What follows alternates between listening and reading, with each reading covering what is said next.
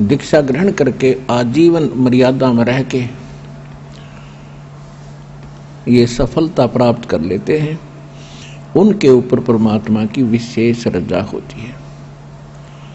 आप जी उन विशेष कृपा पात्रों में से हैं जिनके ऊपर परमात्मा ने विशेष रजा बख्शी है। इतनी सर्दी के अंदर और कहां से कितने लंबे सफर को तय करके आप छोटे छोटे बच्चों को साथ लेकर इस दरबार में पहुंचे हो। आपके ऊपर परमात्मा घना प्रसन्न है। अपने आप ही आपको प्रेरणा करता है, आप ही आपकी व्यवस्था करते हैं। किसी के पास कोई भी चीज का अभाव है, धन नहीं है, वो व्यवस्था भी परमात्मा परमेश्वर कबीर जी कहीं ना कहीं से आपको वो व्यवस्था करते हैं और फिर प्रेरित करते हैं और फिर यहाँ लाते हैं, नाम दिलाते हैं। करे कराव ऐसाइयाँ मन में लहर उठा, दादू सज्जर जीव के वो आप बगल हो जा। सत्संग में आने से प्राणी को ये ज्ञान दिया जाता है, आत्मज्ञान, उसके साथ साथ परमात्म ज्ञान। आत्मज्ञान है कि आप कौन हो और मनुष्य जीवन आपको किस लिए प्राप्त हुआ है और इसका मूल उद्देश्य क्या है। और परमात्म ज्ञान है परमात्मा कैसा है, वो क्या लीला करता है, वो क्या सुख देता है और उस परमात्मा की प्राप्ति कैसे होती है, ये सत्संग होता है। तो सत्संग में सबसे पहले आत्मज्ञान कराया जाता है और फिर उसके बाद परमात्म ज्ञान होता है। आत्मज्ञान ये है कि आप असंख्य युगों से इस काल के जाल में भटक रहे हो, जन्म और मृत्यु की इस फांसी पर लटक रहे हो। जब तक आपकी जन्म और मृत्यु समाप्त नहीं होगी, आप सुखी नहीं हो सकते, चाहे सारी पृथ्वी का राज्य भी आपको प्राप्त हो जाए।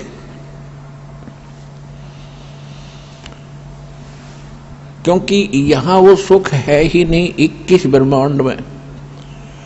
जैसे नमक की बोरी में और बूरा का टेस्ट आ ही नहीं सकता, ये 21 ब्रह्मांड नमक की बोरी हैं, बूरा से मिलती जुलती हैं, सेम कलर है, सेम बोरी है, उनका आकार सेम है, लेकिन वो टेस्ट नहीं हो सकता जो बूरा में टेस्ट है।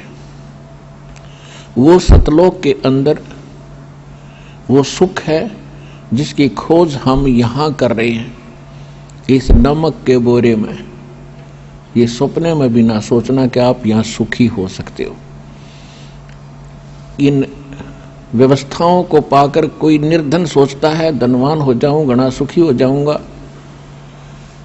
धनवान स्वप्न में भी सुखी नहीं है। यहाँ पर आज किसी के पास मान लीजिए पूर्व संस्कार से कोई संपत्ति अच्छी है, अरबपति है, करोड़पति है, उसकी मृत्यु हो जाती है, फिर क्या है, वो गधापति है, फिर गधा बनकर घूम रहा होगा वहां कुर्डियों पर।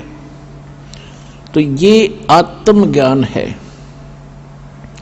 तीन लोक का राज जीव को जय कोई देवे, लाख बधाई क्या करे जो नहीं नाम से दे।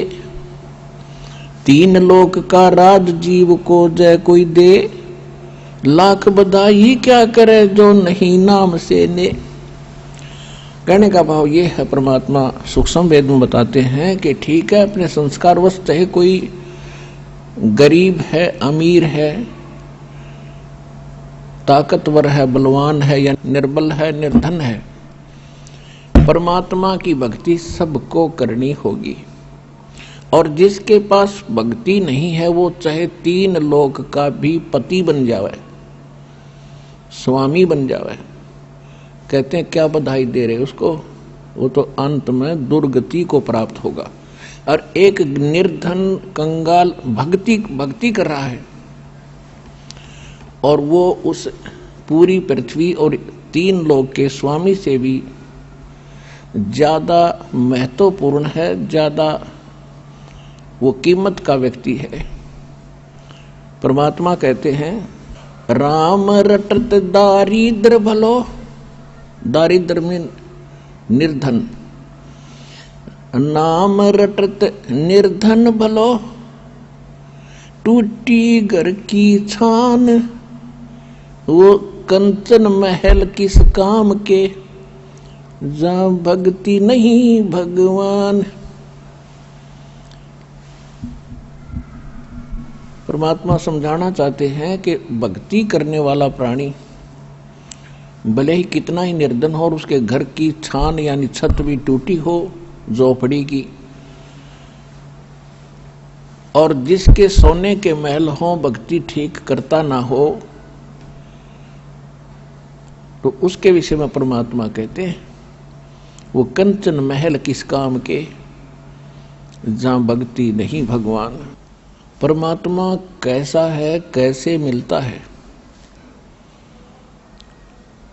और वो कहाँ रहता है और कैसी लीला करता है, इतनी सी बात होती है सत्संग के अंदर। और इनका विस्तार बहुत ज्यादा बताना पड़ता है क्योंकि अज्ञान घना हो गया।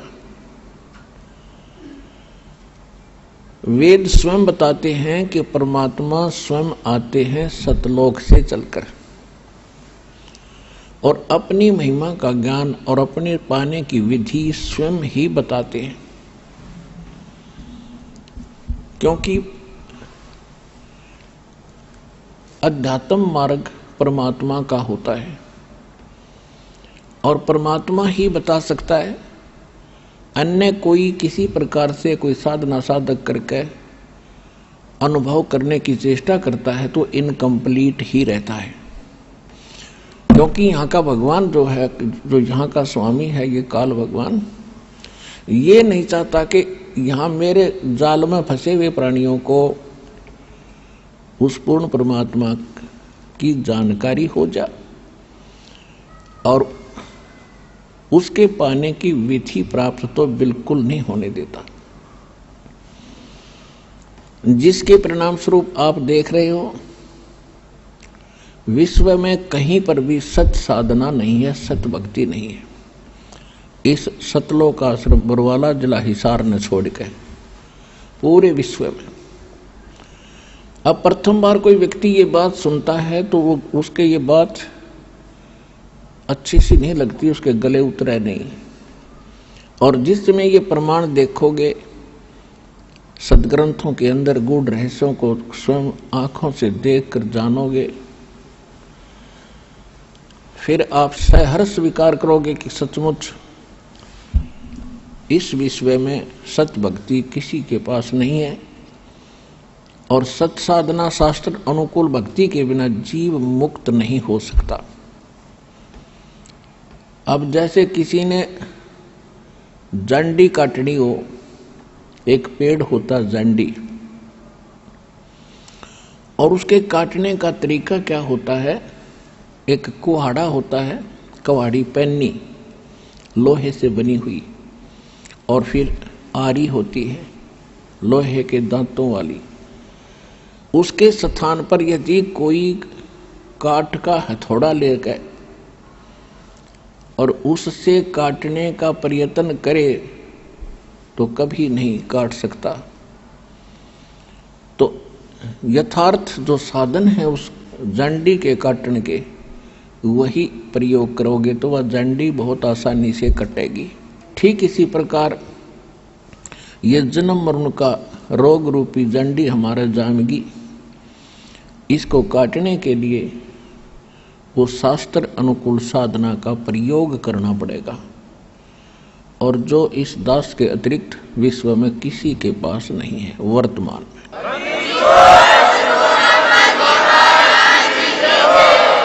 और जिन महापुरुषों ने या जंडी काटी अर्थात मोक्ष प्राप्त किया, उन्होंने भी यही औजार प्रयोग किए थे जो दास आपको दे रहा है, बता रहा है, सुना रहा है, दिखा रहा है।